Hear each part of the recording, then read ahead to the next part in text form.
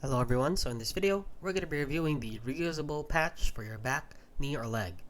So this is from Signal, and if you don't know what this is, it is basically just a patch that to help your pain in your knee, back, or leg, or discomfort.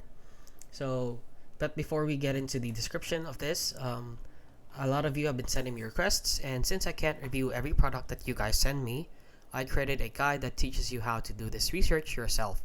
So you can check the description down below for the link. And with that out of the way, let's get into the review. So as you can see, we have it here opened up on Amazon. So they're rated 2.9 out of 5 stars with 181 ratings. So if you scroll on down here for the reviews, let's see, buyer beware, above and beyond. This is 5-star, 4-star. Signal patch doesn't seem to stick very well to the skin. Still not convinced of any relief at this time. Wanted to work? Nope. Great product? Horrible. Jury still out. So the reviews are a bit mixed.